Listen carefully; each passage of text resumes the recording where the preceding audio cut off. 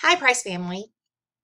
I wanted to take an opportunity to share with you one of my favorite Gamify for cultural responsive teaching technology tools called Quizizz. Now, Quizizz is similar like Kahoot. So if you're fans of Kahoot, you're going to love Quizizz because it has some more features that Quizizz does not have. And they've updated some many more things that I've really fallen in love with. So I'm going to walk you through some of those so that you might give Quizizz a chance. So, one of the things that I love about Quizizz is that there is an extensive library of quizzes that are already developed. So you don't have to start things from scratch. You could choose to, but you obviously, if somebody's already gotten things started, you might want to go ahead and grab them. And you can edit them as well.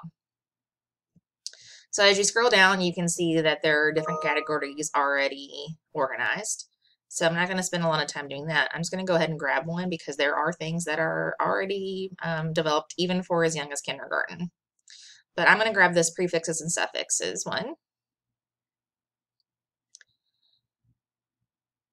And I can choose to look down at any of these questions. And if I decide I don't like one of them, I think it's going to be too hard or it's not quite what we've been working on, I can edit it and take any of the questions out. I can add questions to this, or I can decide that I only want 4 questions. You can choose to do quizzes as a pre-test, or you can do it as a post-test, but that's something you can do with the edit tool. You can, much like you use, if you've used Kahoot before, you can do it as a live quiz where you have your students do it with you in a Google Meet or a Teams Meet. Or you can assign this as a homework for asynchronous learning. Let's take a look at how you would do it as a live. And you have 2 different options. You can do it as a classic, where students progress at their own pace. That's what Quizizz has always done in the past, which was different than Kahoot.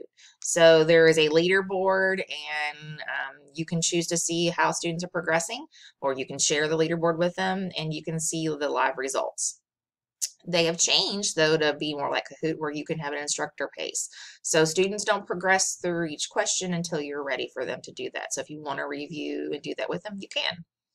So let's go look at instructor pace, because those of you that are fans of Kahoot, you're going to see that you can have that. So name factory, students can only use fun quizzes generated names. You can have that. Let participants see the timer countdown for each question so they know how much time you're allowing them to do. And when the quiz was generated already, there were timers for that. Do you want them to see the leaderboard? Do you want them to have that? Shuffle the answer options. So you can create that, or do you want them to have the same? And then music. So music is fun if if you're not bothered by that. I am one of those people that is bothered by that extra distraction if they're not wearing headphones, so you can choose to have those options. And if you hit continue, then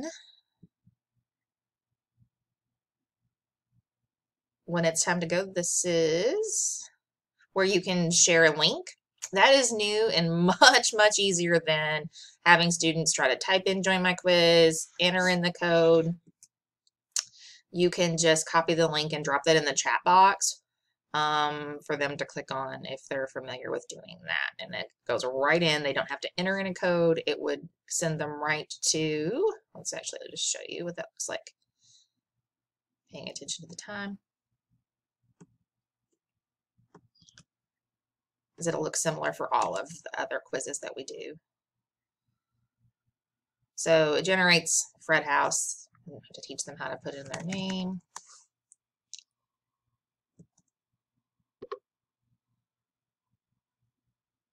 And on your instructor side, you would start the game when you're ready, because it was, again, we chose to have it instructor mode. So you would, on your instructor side, get that started. So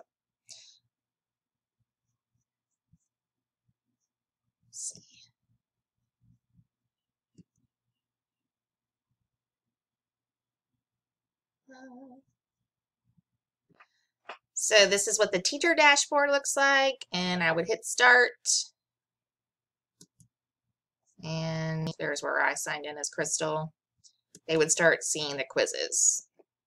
A little more difficult, right, for me to show you right now with working from two things.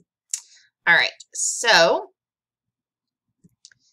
if we go back into the instructor dashboard and we want to work with sight words, that one's cute, and we want to assign it as a homework question. What we can do is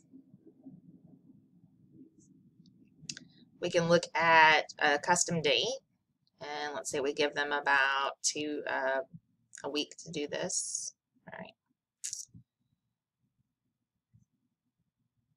We can have more choices. So if you want to give them more than one option,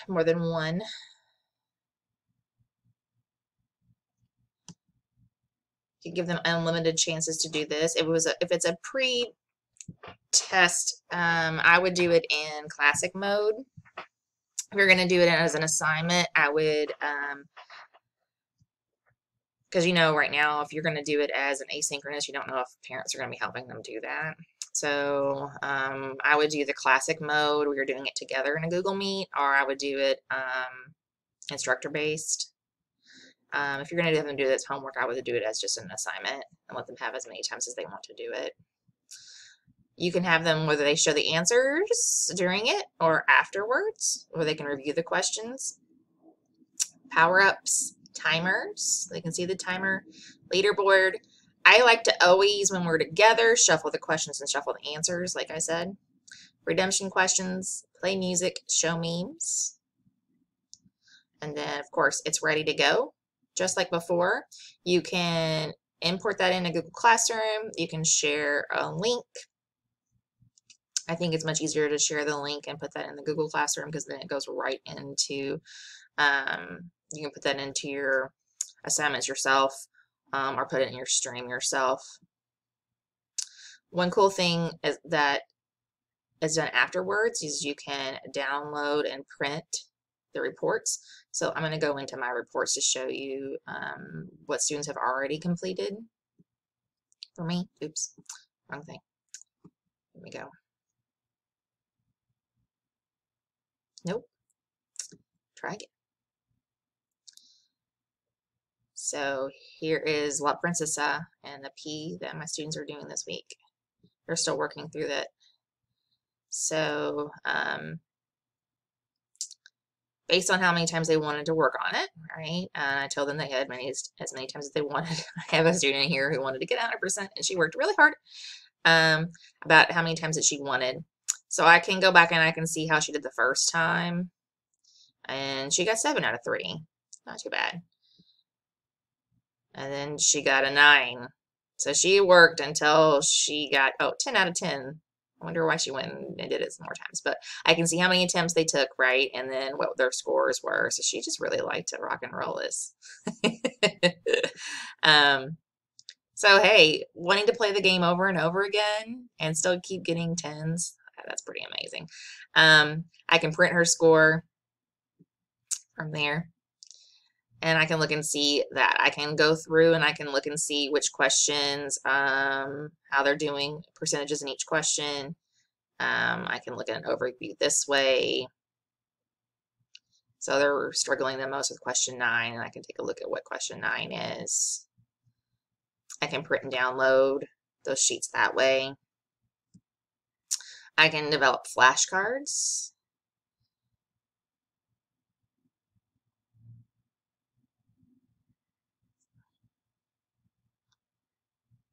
And use that as something we can do in a Google Meet. I don't want to spend a lot of time on that, but it's one thing that you can develop and use. Because I want to make this video under time.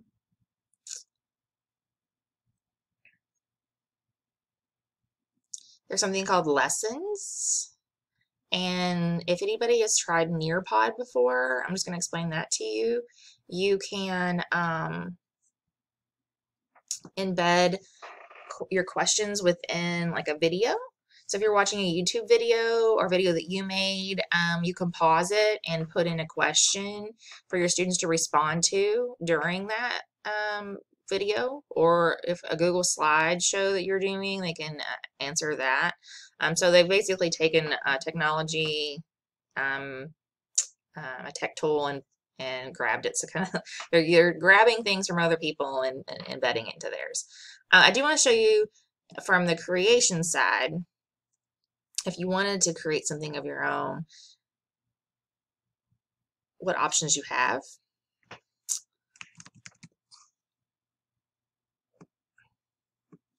Because it used to just be multiple choice, and now you can do check boxes, you can do fill in the blanks, you can do a poll, something in open-ended, and a slide. So a slide is part of the lessons, or you could put a slide in and then have a question in the response to the slide.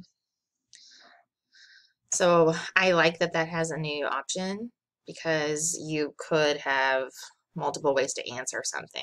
And I think that lends to those open-ended things. So I really like that. The other thing that I hope that you noticed as well is when students go in, they can have a read aloud option. And that wasn't something that was available to students in the Quizizz before. All right, I want to wrap this video up because it is at 12 minutes now, and I don't want to take any more of your time. If you have more questions about Quizizz, please reach out. But it is I love it, so I hope that you do too.